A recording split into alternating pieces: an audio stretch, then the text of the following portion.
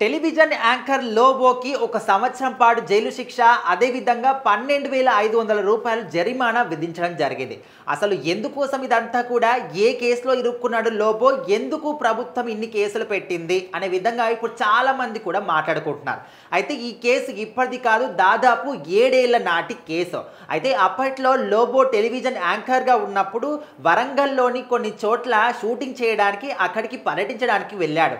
1000 స్తంభాల గుడి కానీ, లక్నవరం లేక్ కానీ, ఈ విధంగా పలు సందర్భాల్లో పలు చోట్లకి మాత్రం వెళ్ళి వస్తుండగా, అంటే అక్కడి నుంచి మళ్ళీ మన హైదరాబాద్కి వస్తుండగా జనగామ దగ్గర మాత్రం ఈ యొక్క యాక్సిడెంట్ జరిగింది.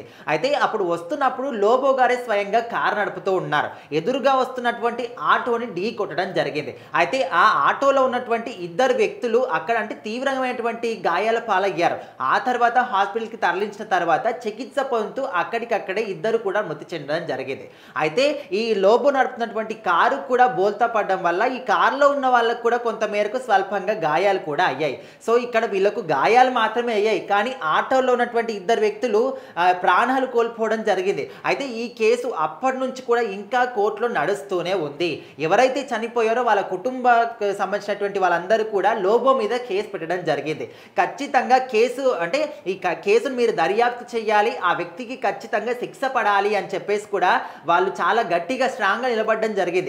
అయితే సుదీర్ఘమైనటువంటి చర్చ, అంటే ఇన్ని రోజుల పాటు దాదాపు 7 సంవత్సరాల పాటు కూడా ఈ కేసు ఇంకా కోర్టులోనే నడుస్తూ వచ్చింది.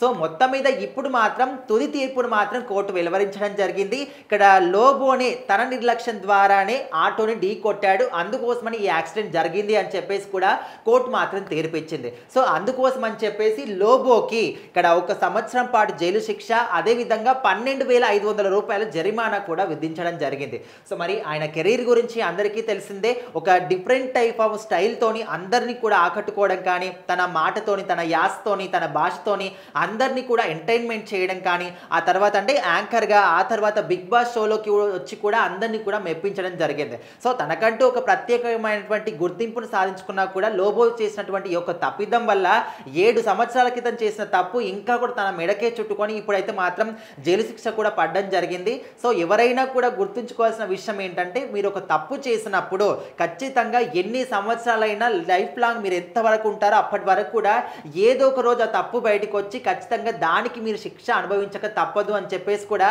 చాలామంది ఈ పోస్టుల కింద కామెంట్లు పెడుతూ ఉన్నారు.